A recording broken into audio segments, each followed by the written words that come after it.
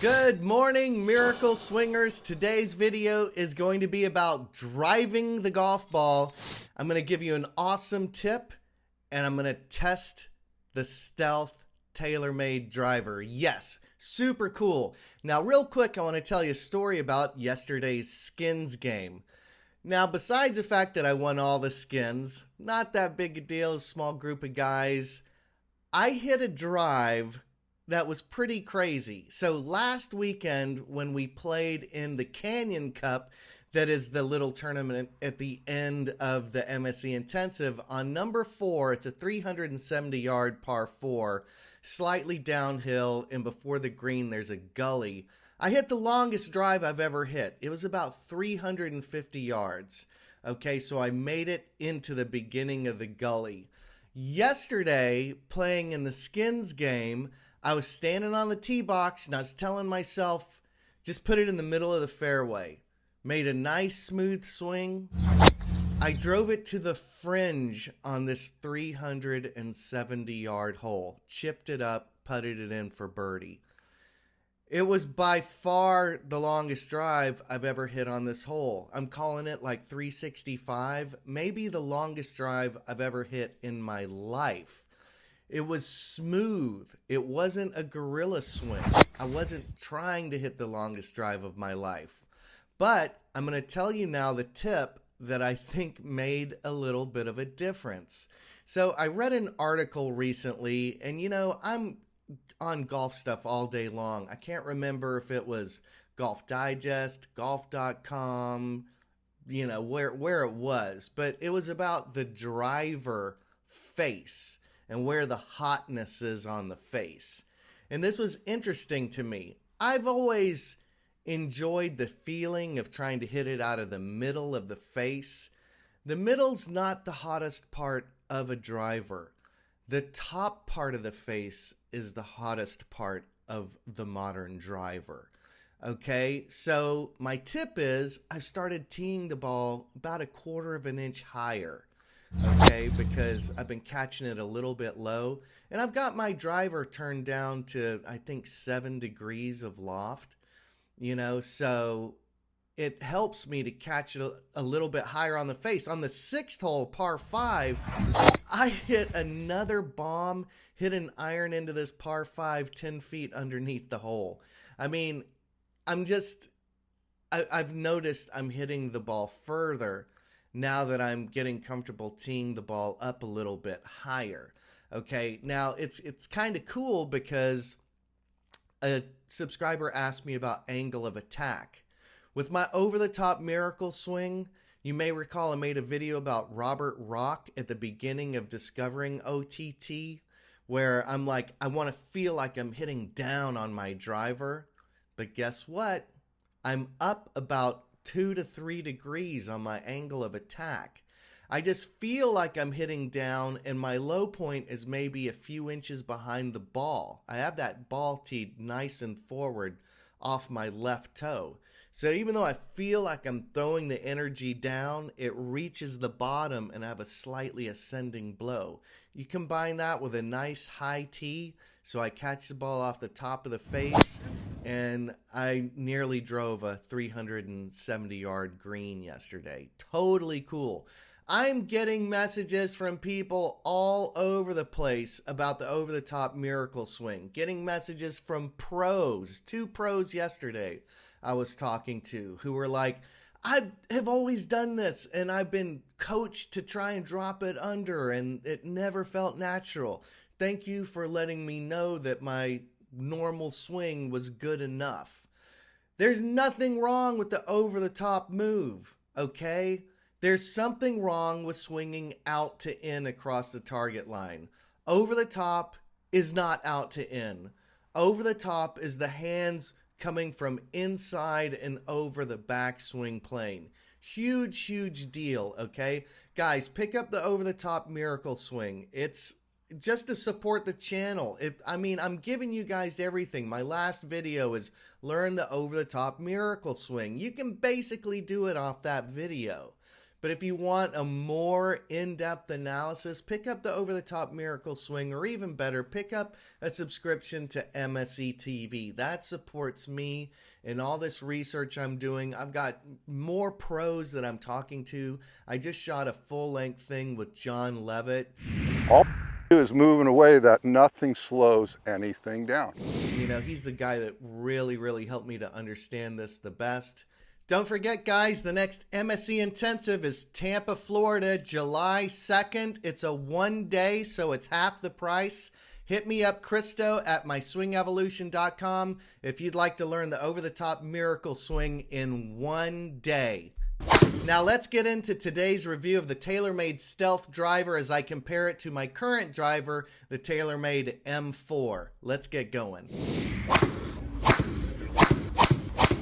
Hey guys, I'm here at Roger Dunn Golf Shops, and I want to check out a new driver and see if they have the right stealth for me.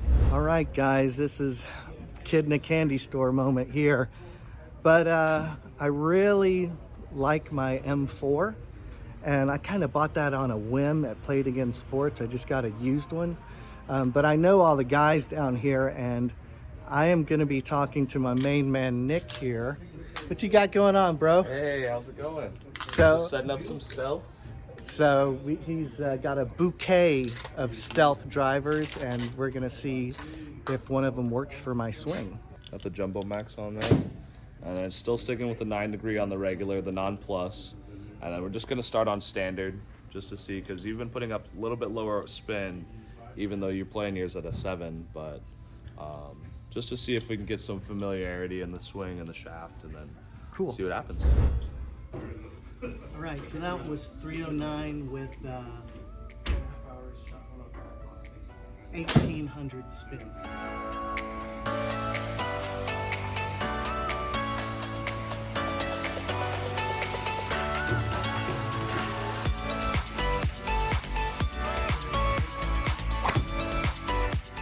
Okay, this is 9 degree, all the way on the lowest setting, which you said is about 7? 7 degrees.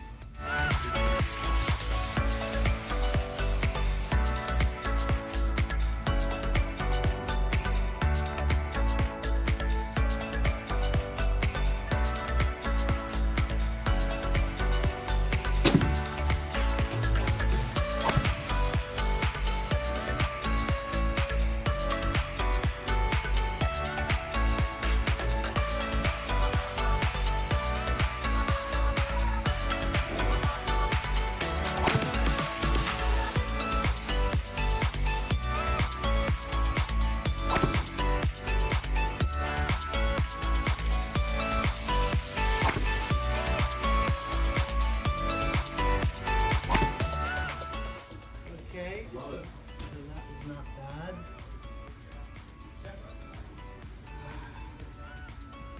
302, 1400 spin. Wow. That's about where we were at with the M4.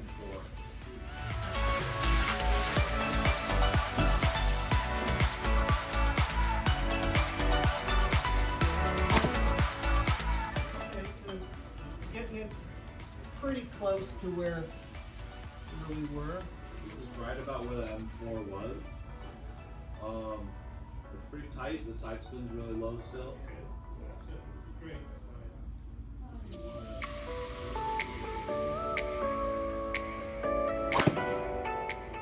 I moved it up in my stance about an inch. Let's see what happens. All right, 1800 spin, 298.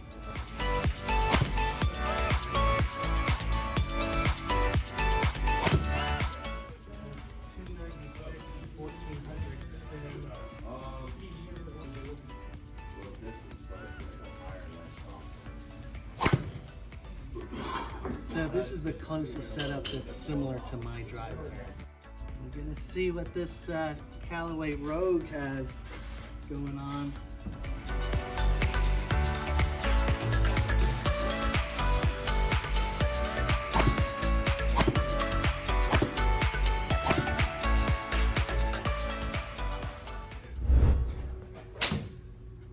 All Right, so I switched to my driver towards the end, and I started to, get some decent numbers again.